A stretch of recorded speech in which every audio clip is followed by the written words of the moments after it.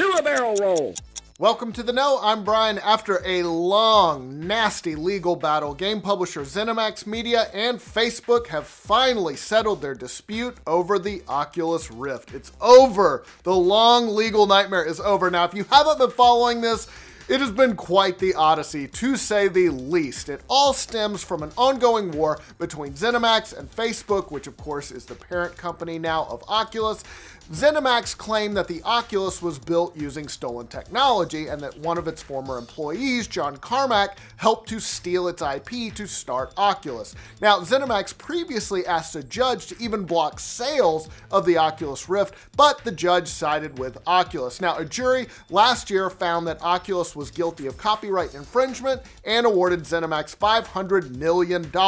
A district court later cut that in half earlier this year. Both sides appealed. Now we finally have this agreement. But CNBC said the terms were not disclosed, but ZeniMax chairman and CEO Robert Altman said in a statement, "We are pleased that a settlement has been reached and are fully satisfied by the outcome. While we dislike litigation, we will always vigorously defend against any infringement or misappropriation of our intellectual property by third parties." So there you go. Sounds like ZeniMax got paid, they're just not saying how much. It looks like the Game Awards was a hit. Its producer and creator Jeff Keighley tweeted that viewership of the show this year more than doubled for a total of 26 million live streams. Yeah. He added that viewership was up across the board on most major platforms, and on Twitch, it peaked at 1.13 million concurrent viewers, one of the largest streams in Twitch's history. Meanwhile, Keighley said that voting increased 50% from last year to more than 10.5 million authenticated votes. Keighley said, "This is simply unbelievable. Thank you for watching and supporting us across these past 5 shows. Gaming only keeps growing."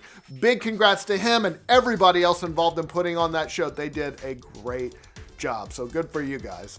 One of the co-founders of Sledgehammer Games is now leaving its parent company, Activision. Glenn Schofield founded Sledgehammer along with Michael Condrey back in 2009, and after the release of their most recent game, Call of Duty World War II, he had moved into an executive role with Activision, which owns the studio. On Twitter, Schofield said, "I've had a great run here at Activision, 3 Call of Duties that I'm proud of. I feel it's time to try something new though. I'll be leaving Activision end of December and taking some time off to relax, then off to something else exciting." That's interesting.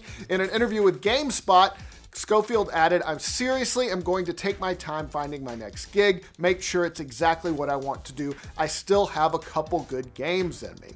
So it'll be interesting to see what he does next. All right, so what's the first thing you should do after your studio has laid off dozens and dozens of people?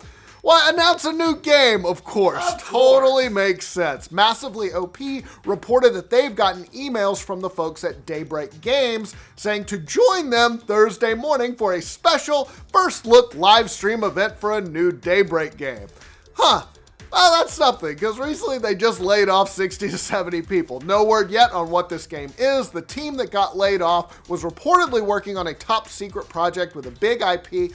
Now, it sounded like that never got finished up. You know what? Guess we'll know more on Thursday. Maybe it's like unemployment line simulator. Maybe that's their Severance package, the game. Give them Severance. Obsidian's newest game, the space exploration game, The Outer Worlds, won't have microtransactions, according to its developers. Yeah! For that. The German site GameStar quoted Tim Kaine, who is the original creator of Fallout, as saying, "There are no microtransactions in the game. You buy it once, then enjoy it forever." God, what a concept. It's just reading that like, God, why is that a breath of fresh air now? But it really is. That was later confirmed by Megan Starks, the senior narrative designer on the game, who said so. Basically, she confirmed it in another interview with RPG Site. Now, last year, Obsidian first said in a forum post that their game, which was unannounced at the time, wouldn't have microtransaction. It's nice to know that that's still the case. So good on you guys, Obsidian. Today is the day when Nintendo has added some more old school games to the Switch Online service. Now, this latest round, we've already reported this, it includes Ninja Gaiden, Adventures of Lolo, and Wario's Woods. Interestingly, though, another couple of games are getting the SP, aka special, I guess, special edition treatment. It's a version of the game where you start off with a bunch of cool shit. In the SP version of Dr. Mario, you start at level 20. Things are already moving super fast. You also get access to a rare scene. Meanwhile, in Metroid, the SP version gives you a fully powered Samus and drops you right into a fight with Ridley. So hey, if you don't want to waste all that time actually playing the games, go have fun. You do you. Can we do the same thing with Smash Bros? No. Let me unlock all my characters. That's part of the fun, Aaron. No, it's not. I'm sorry you don't like have fun. Well, I just paid for the game. Why don't they just let me beat it immediately? Yes, thank you. That's Part of the fun. All right, entertainment news. The director of Doctor Strange will be returning for a sequel.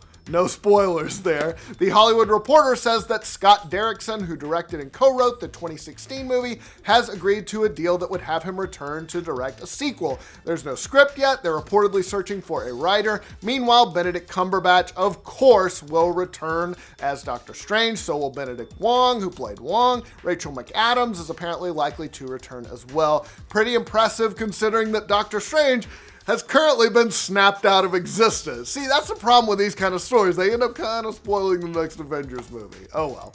All right, now, this next story is really, really cool. This is something I wanted to end on. Last Friday, police in St. Paul, Minnesota got called out to an apartment for a noise complaint. It turns out that the people inside were playing Super Smash Bros. Ultimate, which, as you might recall, came out that day. But instead of arresting anybody, the dudes invited the cops to play a round of Smash with them, and they did. One of the guys, Yovante Williams, recounted the experience to Yahoo, saying that he asked the cops, "Y'all want to play Smash?"